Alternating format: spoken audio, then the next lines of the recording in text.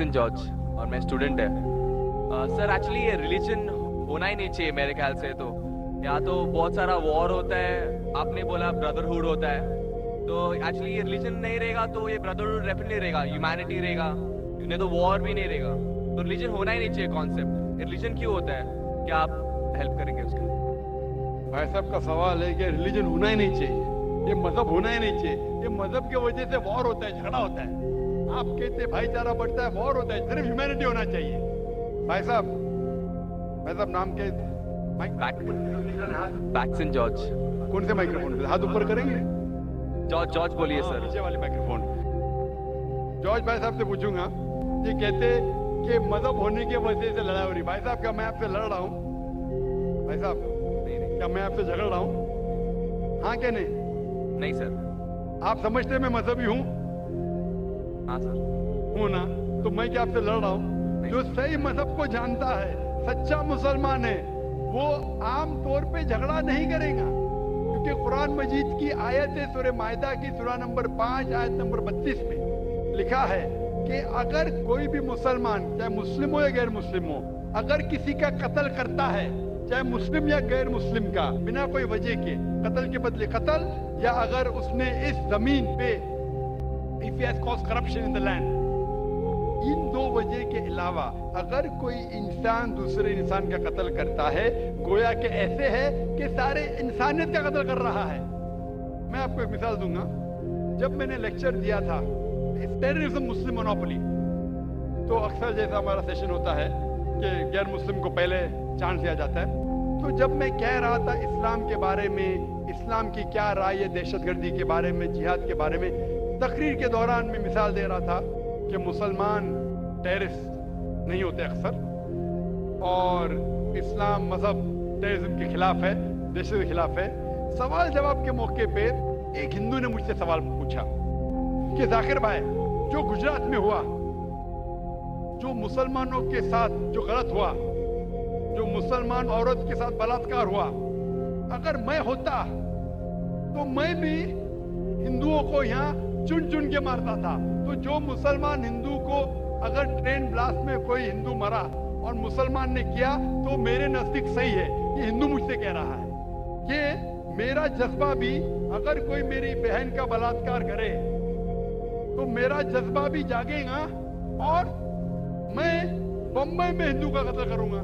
कौन कह रहा है? हिंदू मुझसे कह रहा है। तो मैं उसको जवाब देता हूं, भाई साहब आप बिल्कुल सही कहते हैं।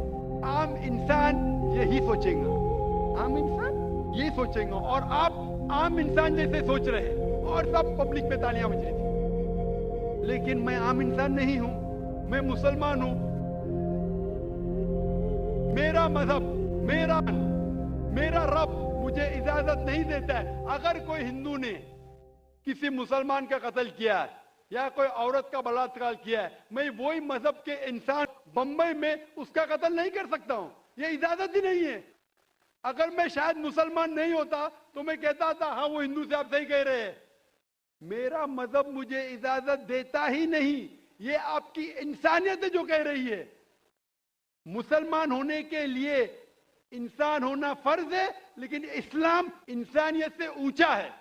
क्योंकि मैं मुस्लिम हूं, कितना भी जज्बा मुझ में होगा, लेकिन मैं मेरे रब, मेरे खालिक, मेरे अल्लाह सुब्हानहू व तआला के हुक्म के खिलाफ नहीं जा सकता।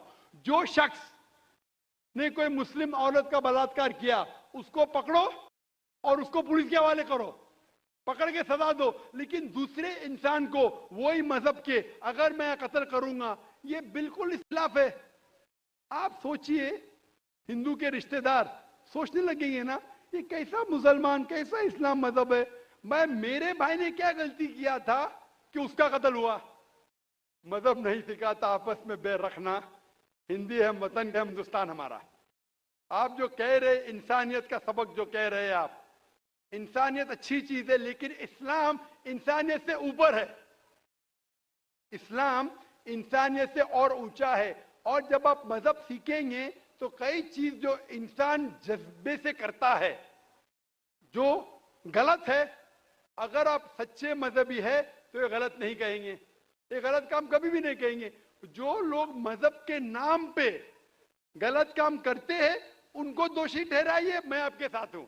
लेकिन कहना कि मजहब के वजह से ये दंगे फसाद होते हैं और जंग होती है, बिल्कुल गलत। मैं पूछना चाहता हूं, आप हिस्ट्री में पढ़िए, हिस्ट्री में पढ़िए। अशोका ने जब लाखों लोग का कत्ल किया, कौन से मजहब का था वो? कौन से मजहब का था? उसका मजहब ही नहीं था।